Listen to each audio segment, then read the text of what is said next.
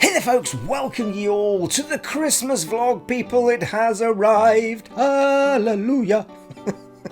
You're welcome. You get a little song there at the beginning. The Christmas vlog has arrived. Christmas is upon us, people. It's the 23rd as I record this, and you will receive it on the 23rd. I'll post it up this evening. It isn't a Friday, so I can't say Flaggins Up Friday, but I can say Flaggins Up to you all anyway. If it's Christmas, actually. So if it's Christmas flaggin', is it a claggin'? Can we go with that? Claggins up to you all on this Monday. I think it's a Monday, is it? I've lost all track of time now at the holiday, people. And do not adjust your screens, people. I am attempting just... well, I don't know if it's an attempt or whether I just couldn't be bothered shaving, but... do not adjust your screens, people. There is some hair on my face. And I'm attempting a beard once again. Some of you, those of you who have followed the channel before will know that I did at one point have a rather incredible Stone Cold Steve Austin type beard, simply because I don't grow much down the sides more than anything else. I didn't make it that way. Anyway, I've reached that point of winter maybe, where I wanted to give it another whirl, so I'll be fed up with it in 2 days, people. I'll be shaving it off. But at the moment, I feel, feeling like me silver tiger stripes are coming back through, which is quite nice. So there you are, people. I can't grow it on my head anymore, so I might as well grow it on my face. Anywho, I digress. Yes, I keep telling you all that I have decorations all over the damn place in this room, but you can't see them in where I film. Apart from this little stocking here to my left-hand side. And then I'll be showing it behind me. I always do this every year. Those of you who follow the channel have probably seen what I do at Christmas. And it's not the most Christmassy room on the planet. I understand that, people. But it's subtle and it works. And I feel Christmassy. So you'll see behind me I've got the little cone-shaped type tree with the lights wrapped around it. They feed up all the way around the room. Lots of little Santas and stuff dotted about. And enough to keep me in the Christmassy mood, people. It was kind of it wasn't any kind of thought process other than I see Christmassy bits and I think, oh, that Santa's really cool, or, you know, that really. And some of the stuff, when I first moved into the house, my dad had a few props and stuff that they used to use for shows, that sort of thing.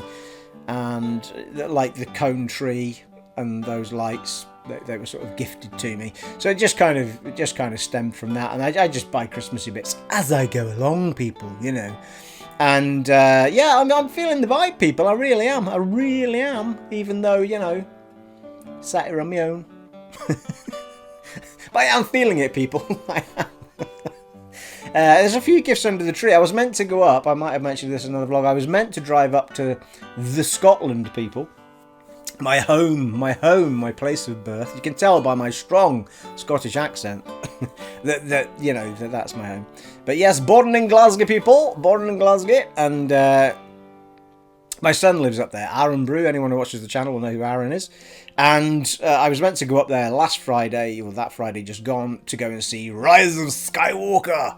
And unfortunately, we couldn't quite make it happen because Aaron had work commitments and such like. So I ended up going to see it with my dad yesterday. I'll talk about that in a bit, actually.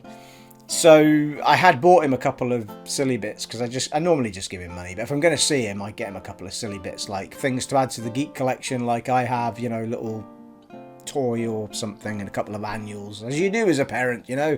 So those things are under the tree, as you'll have seen in those images, and a couple of other things under there.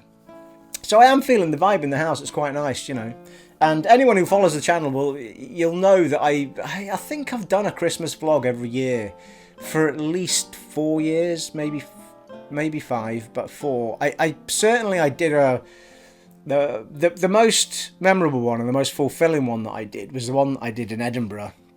And I think because I made an effort to do something out with myself, as in going out there and trying to do something that would help somebody else in the spirit of Christmas. Because, and in this particular case, I mean, the vlog's still there somewhere, you can search it out.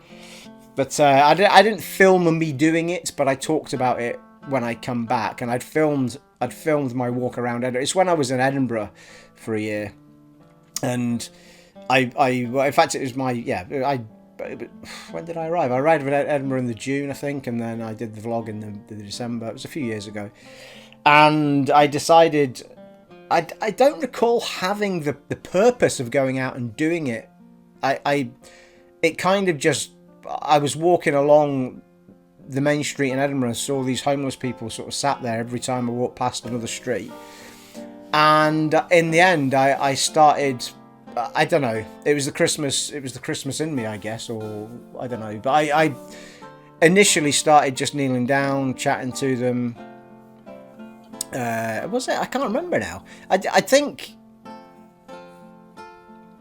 I'm struggling to remember now. Anyway, in the end, what I did was I bought a meal for the last girl. I saw so many people on the street, but what I did, I couldn't help them all. So I decided at that point that I was going to at least do the ones that I felt were more vulnerable to, you know, give them something.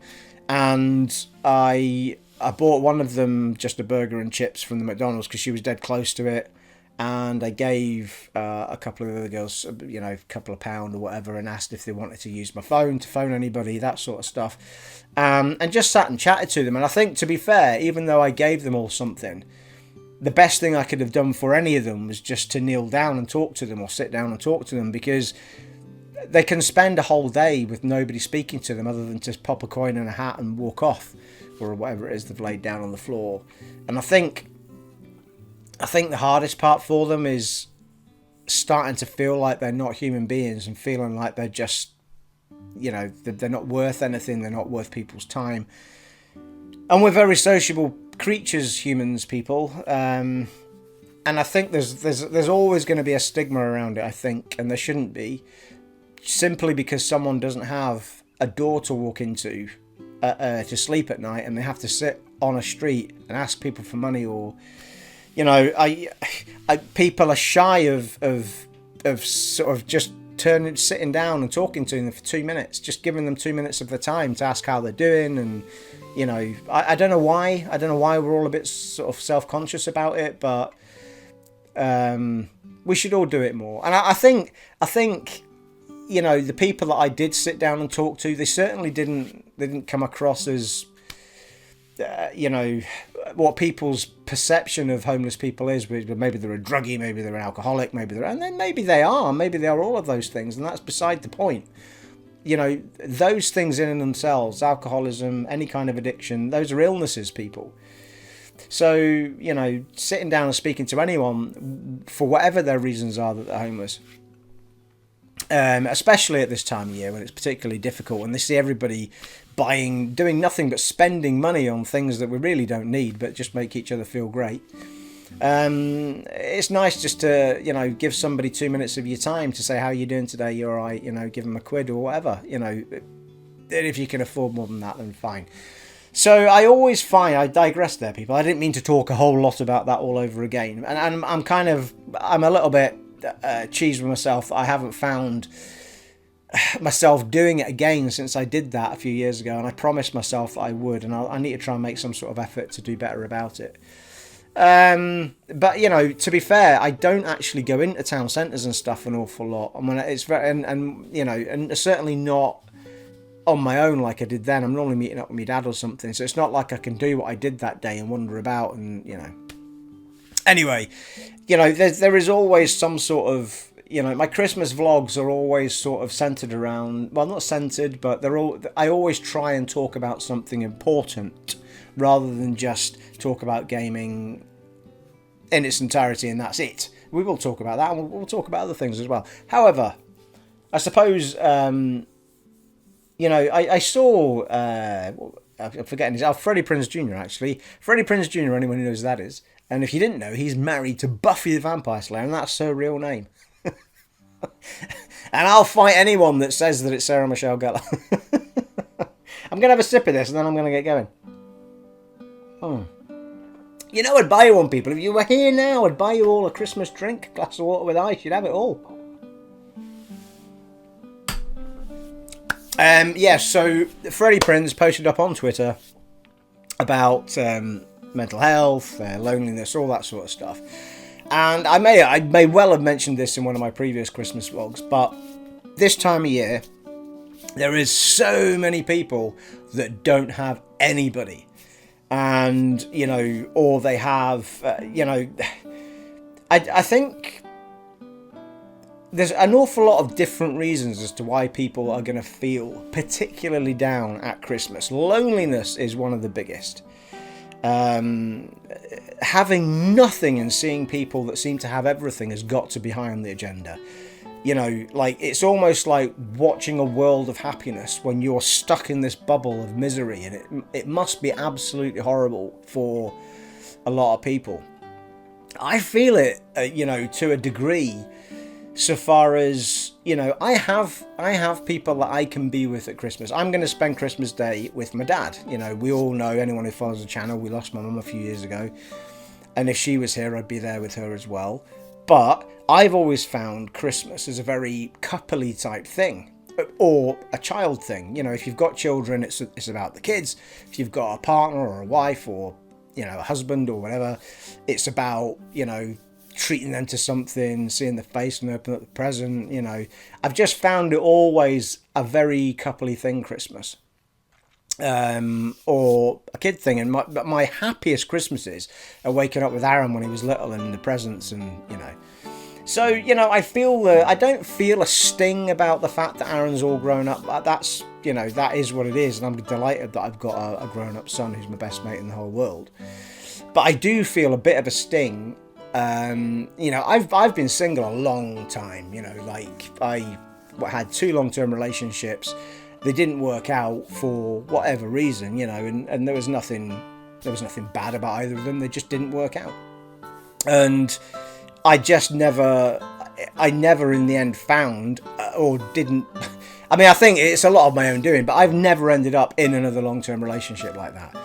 You know, there's been people, you've met people, and, you know, and I didn't go down that road with the people that I met, and that's fine, because I found a place where I was like, well, I'd rather be on my own than be with the wrong person, because it's not fair on either person if you are, you know, settling for someone, that sort of thing. And that's fine, and 90% of the time I'm absolutely fine. But at times like Christmas, and I'm sure many people find the same thing, there's so many couples about, there's so many people having a good time, there's so, you know, and I feel the sting of it, you know. I say sting, you know, it's not quite like that, but you do find yourself quite melancholy about it, sort of pining after that little bit of that kind of love, rather than, you know, my dad's sort of love, that kind of thing's still missing, you know. But that, you know, I'm not a young man, but I'm not an old man, so I know that this can still happen for me. But it's still a time of year where it's sort of emphasised. It's like a magnifying glass going down on it at times. I mean, I don't sit in there pining after it, but there are moments where I just think, oh, it'd be so nice to be sharing this with someone. Or if I'm buying, you know, if I'm out sort of looking at the shops, I'll be thinking, oh, it'd be nice if I was buying something for somebody special, you know. So it does become, you know, and that's just me. You know, other people find it magnified 10 times, you know, tenfold or whatever. So there's all sorts of different reasons as to why somebody's going to feel the punch at this time of year. And it may well be that they've lost a close family member. The last couple of Christmases have been particularly hard, because we did lose my mum last a couple of years ago, 2017, tail end of 2017, and these are the sorts of times of year you remember being around those sort of family members, all those sorts of things.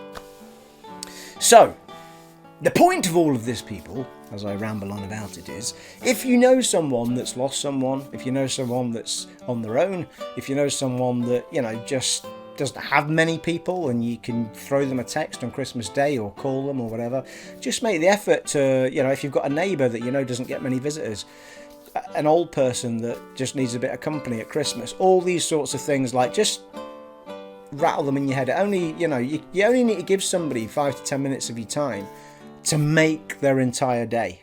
And, you know, we're all mad. Well, I'm not, but there's a lot of people all rushing around like mad people on Christmas Day, especially. But I bet you just taking 5 minutes of that Christmas morning and knocking on someone next door neighbour's door, or phoning or texting somebody to say, have a great day, chat to you soon, or whatever, someone that you know is slightly isolated, maybe would like the extra little message, and just do that. Just find some way of doing that, and make somebody's day, people. And I'll tell you this, for every time that I make an effort to do something like that with somebody, or like I did with the homeless people on Princess Street in Edinburgh that year, my whole world lit up for such a long time. I mean, I actually got emotional in the video when I did that homeless one, because talking about it was just like, I started to understand what it was like. I used to watch things like, you know, like when the celebs go to Africa and stuff, when they're doing children in need and all that, and they start bubbling down the and I'm like, for the love of God, like, I'll give you money, you'd have to start crying at me. Right? And then that was the first time I understood why they were crying. You know what I mean? Like, and that wasn't even as bad as like going to, I don't know, Africa or some third world country or what have you, where they'd been in a hospital and seen somebody die, or, you know, like it was. I'm not saying it's less heartbreaking, but it touched me to the point where I got emotional when I was talking about it, because I could see just how, I mean, one of the girls had said to me, she goes, "You're the first person that's actually spoke to me today," and this was in the afternoon. Like, she'd been sat there since the early hours in the morning. So, you know, I don't know. I mean, my whole heart had just like given way that day when I recorded that vlog. But anyway, you can make someone's day, and you will feel so fulfilled by just making a little gesture like that. You don't have to buy somebody something to make their day. You just have to acknowledge they're there, or send a kind message, or pop in and say hello, or knock on the door, or hand in a card, or, I mean, the tiniest of gesture can make someone's day who's a little bit lonely. So there you are. That's all I'm going to say about all of that sort of thing. Bear it in mind, and if there is someone you can help, then help them do. Shall we crack on with the fun stuff, people, shall we? What are we going to talk about? Well, actually, there's a few things I wanted to talk about. This could go on a bit. I thought this video was going to be quite short. It could go on a little bit, and I'd like it to go on Facebook as well, so I might try and condense it a little bit, because, well, we'll see how we go. Condensing it down to about half an hour ensures that it'll go on Facebook, but I can put it up in lower quality on Facebook, where it'll still be 1080p, but not, you know, 100 gazillion frames per second, because nobody needs to see me in 100 gazillion frames per second, people. There's no need for it whatsoever. I'm going to have another sip of this. Whew, thirsty already. Right. What's been going on, people? So, okay, well, in personal terms, since I went out on a mission the other day, and this is a very short story, and it's nothing to do with gaming. You know, I apologise for all those people that have pitched up to hear about gaming, but, you know, I ran my very first half marathon, people. And not officially. It wasn't like there wasn't an official thing. It was just, I wanted to know if I could do a half marathon. I've been running regularly for quite a while now, sort of 3 times a week, doing 3 10Ks a week effectively. And then a couple of weeks ago, I just, for some reason, went, right, I'm going to keep going. And I did 16.7K. And that kind of planted a seed as to whether or not I could manage the half marathon, because if I'd done another lap and a bit of what I was doing, which sounds easy but it's not, because it's a big lap, then that wouldn't have been far off, you know. Anyway, so I went off the other day, when was it? Not yesterday, day before yesterday, and started my run. And as I was running around, I thought, you know, see how you are at lap 3 and then keep going, because lap 3 is generally about 9.5k or something like that. And that's what I normally run, which is the best part of a 10k. And I just kept going, and I tell you, I mean, I felt so good when I did it. But the last, so basically what I was doing was double and a bit of what I normally do. And so I did 6 1/3 laps of Stanley Park, and the last third was to get me to the 21k, which is the half marathon. And my God, that last lap and a third was just, I mean, there was nothing but pure determination, willpower, and Iron Maiden going on in my head. It was just like, it took me everything to do it. And, you know, I was so proud of myself when I did it. And there was this part of me thinking, how does anybody double that? Like, to do a marathon. I mean, I get, like, you know, I would train more regularly doing that longer distance. But still, my legs were like lead for pretty much that last whole lap and a third, pretty much. It was hard work. I was pretty comfortable up to lap 5, and then that last lap and a third was just, my God. But I was so proud that I did it. I mean, I've never run that distance in my life. It's taken me to near on half a century, people, to do something like that. So I was well chuffed that I did it. And it's taken me to a tail end of today for my legs to start feeling semi-normal again. But yeah, super proud, people, super proud. And it's like, this is the time of year, like, people go, oh, I'm going to start a diet and exercise in the new year. Like, don't. Like, go out tomorrow before you start feasting and just do a jog or go for a long walk or do something, a bit of exercise. Don't wait till the new year. Because if you can't be bothered doing it now, you won't be bothered doing it in the new year when you're depressed and miserable. You know what I mean? You might as well do it now. You'll feel brilliant for Christmas Day if you go out and do something tomorrow. So I've kept that regime going. I don't think I've had a holiday season where I've not done some form of exercise for years now. I mean, I never let it go. I can't remember the last time I let myself go for a period of time without exercising to some degree. At the moment, I'm just doing swimming and running. So I'll try and get a couple of swims in a week at the minute, and then 3 runs. So that's covered 5 days. And when I swim, it's non-stop swimming for 3/4 of an hour. It's about 2k, I think. 2k of swimming, something like that.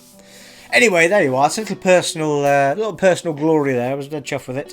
And then we went to, I was meant to go and see Rise of the Skywalker with Aaron Brew. And of course that didn't happen. So I took my dad yesterday. And let me tell you something about Rise of Skywalker. It is awesome. I went on to anyone who follows me knows that I was really disappointed with the last Star Wars film. Like, I couldn't wrap my head around why he tore apart everything that I wanted it to be, and I could never, to this day, I don't understand why. Like, the whole film just seemed a bit pointless, to be honest. And I kind of, there was this sort of pointless. I mean, I don't want to give spoilers to people that haven't seen it, but there's this pointless space chase, which never really leads to anything other than them still being trapped on a planet and still getting chased. There was a whole film of Luke not being bothered. You know, I'm not helping you. I can't be bothered. I'm done with all that malarkey. So Rey gets absolutely no training from him other than a couple of lessons, and she ends up buggering off because he's doing her head in. And then he pitches up at the end and sort of delays them a little bit while they escape out the back door. But, like, and the whole Finn story made no sense. Like, the whole Finn story had no end point because it didn't actually succeed. And I came home buzzing from Rise of Skywalker yesterday. I thought, that was brilliant. They actually took all of what was done in The Last Jedi and made it make sense, but then made it fun again, because there was very, very little fun in The Last Jedi. It was funny at the beginning with Poe in the ship, and then it all kind of got a bit all over that. I don't know what that film. The more I watch that film, the more I don't get it. And I don't understand why people think it's a classic like Empire, because it is not at all. It's a bloody mess, that film. It's all over the place. So I kind of like, I came home from Rise of Skywalker and I was like buzzing. I was like, I'm going to watch the other two again. And I put Force Awakens on, and that still holds strong, that film. Yeah, it's a remake of A New Hope, you know, but whatever. It launched it and it got on with it. And Rise of The Last Jedi, the more I watched it, the more I thought this was just bad. It just wasn't good at all. And it wasn't even that he decided to do things with characters that I didn't want them to do, because I get it. I get the idea of Luke not wanting to help. He was felt betrayed, or felt like he'd let him down, and all that sort of stuff. But it was just the way that it was done, and there was a whole third of that film that made no sense. It was like this complete excuse to fill up half an hour worth of screen time. I still don't get it. I don't understand why people like that film. And I mean, I still own it because I have to have the collection, you know. And there's bits of it, there's pockets of it I did enjoy. You know, there's some space fights. There was the fight in the throne room, which people are still saying is the best fight, but it's not, in my opinion. Not now that Rise of Skywalker's out, because the fight, there was some cracking lightsaber fights in that way better, the throne room. I mean, the individual fight between Rey and Kylo Ren I'm not going to give any spoilers, by the way, but Rey and Kylo Ren end up having this massive fight It's like in the middle of the ocean, basically, but on a sort of broken bit of material that I'm not going to tell you about. And they're standing on that with all these massive waves flying in and having this huge battle. And it was stunning. It was so good, honestly. Like me and my dad both came out with massive grins on our faces and said, "How good was that?" Like we wanted it to be longer. It was like, I want more. I want another half hour. And that is the complete opposite vibe that I had when I walked out of Last Jedi. I walked out of Last Jedi so gutted. I was like, "What was that?" It was just like. And I don't understand why Rise of Skywalker's been getting a hard time. I mean, I looked at Metacritic before I went, and I thought, because it was on 50 out of 100 or something, and I was like, how is it this bad? Anyway, so I went in with really low expectations because I thought it must be awful. It's got 50 out of 100. And from the minute the film started, I was totally hooked. It was brilliant. Absolutely brilliant. So if you're put off by seeing this film by the same reasons that I was kind of a bit low on hype for it, don't be, because it is an absolute blast. It's really, really good. And anyone who says otherwise, frankly, has turned to the dark side, people. So there you are. Rise of Skywalker, done, dusted, and done. Greedfall, people, is $24.99. Should we talk about games for a bit? Greedfall is $24.99 on the Xbox Live machine, apparently, people. So go and check it out. Somebody mentioned it to me. I apologise. Who was it? Was it Timsky? Was it somebody else? Can't remember. Somebody mentioned it to me because they knew I was interested in playing it, possibly on the channel. And my problem is I do like a physical copy, so the reason I haven't bought it that way is because I do like a physical copy, people. So we've got some big sales coming, haven't we? The minute Christmas is done, we've got the Christmas sales. So I'm hoping that Greedfall on hard copy, if that goes down to $24.99 on hard copy, I'm getting it. I'm getting another sip. It's Christmas, people. Cheers to you all.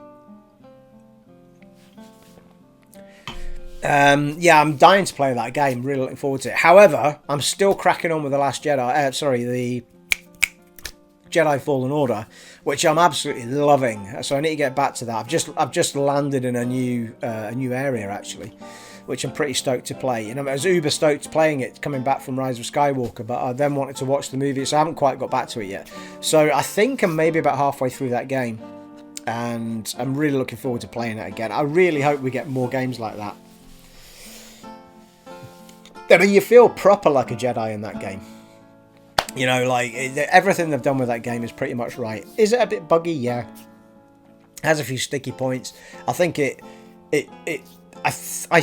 my personal opinion is that game was rushed a little bit because they were determined to push out a good single player game before EA go losing the contract for all the Star Warsy type stuff and all that. So I feel that, and they wanted it out for Christmas and the new film coming out, I think. So they were under pressure, and I think we got a game that was great, but it could have been more polished, and that's fine. And there's been a lot of massive updates for it, so it's fine, I'm glad I'm playing it on the Xbox One X, which is the best place to play it. PS4 seems to be okay. Original Xbox seems to struggle with it. It's quite... It kind of stutters and sticks in places where it needs to transition from one area to another, or cutscene or blah. You can be sat there for 20 seconds waiting for it to kick in. So I think from what developers are wanting to do now, I think we're probably at a point where we need the new consoles to sort of bring us a bit more forward. I think that game plays perfectly on, well, not perfectly, but near as damn it perfectly on the X and the PS4 Pro. The 60 frames per second mode, don't touch it. It's really bad. If you haven't heard that already, don't. Just leave it on its default setting, which is, I can't remember what the settings are called. There's two ways to play it. One is performance, which is the 60 frames per second. Don't do that. And one is the graphical way. Just play it on the graphical way. It's a solid 30 frames per second. It's great. So yeah, I'm really looking forward to finishing that. And I think Greedfall might be my next game. I have got, however, Aaron Brute bought me Red Dead Redemption 2 for my Christmas. So I know this already because he sent it to me. So I don't know, I'm not stoked for Red Dead yet, but I kind of know that I want to play it at some point. I feel like I might order Greedfall first if I get it on sale, and I'll play that after Jedi Fallen Order. I've still got Control to finish as well, to be fair, which I was enjoying. So, this brings us on to the final discussion of this Christmas Eve vlog. Christmas vlog, people, we'll keep it at that. Which is the COPPA update. FTC COPPA update, because we all love talking about FTC and COPPA because it's so exciting. Oh, somebody please make it go away. Anyway, we had a couple of updates from YouTube, which has been quite nice actually to hear their sort of more in-depth opinions of how to translate what the FTC are suggesting you need to do, or how to think about what your channel is, that sort of thing. Now there's 2 videos which I watched, and I will put the links in the description below, and they're well worth a watch if you're interested in this sort of stuff. One is from the CEO of YouTube. What's her name, Steve? Her name is, and I've written as you say it as opposed to how you spell it, CEO Susan Wojcicki, something like that. Wojcicki, something like that. And she had a full-on interview with a chap whose link is in the description below for that particular video. Eugene, I think his name is. It's a great interview, actually, and he does get right into the nitty-gritties of the questions that we want asked, and she answers them as best she can. And there was another update video from Lauren, who runs the family side channel stuff, who was the first person that put the video up to say this is what we need to do with our channels, tick them as aimed at children, tick them as not aimed for children. So she's come back with we're answering your questions video, which they're answering as best they can because they don't have all the actual answers, because FTC haven't really given us enough sort of in-depth scope as to what it is we need to do. So what I appreciate about that is that they are taking their time out to not hide. They're actually they're going and talking to people now, and I think they've had to. I think there's been such a repercussion as to, a lot of people like me feeling like they're going to have to deactivate the channels for a while because we just don't feel safe. And I take my hat off to them. I do feel slightly more at ease from what they've said, but I'm still not protected. But I do feel for them a little bit, right? I don't feel for them through the fact that they clearly were misusing their advertising and the data from the children and stuff. But here's the thing, right? From what they were talking about, they're saying that a lot of what the FTC were worried about or were pushing for is that we have to stipulate what the videos are because a child might get their parents' phone because devices are shared. And because devices are shared, it's always going to be the parent that's signed in. For me, that's not Google's fault, is it? You know what I mean? Like, it's not YouTube's fault that parents are handing children their devices. I mean, God's sake, Dad could be logged into Pornhub. Are they going to start forcing Pornhub to... You know what I mean? You don't have to be logged into Pornhub to watch a porn movie, so I'm told.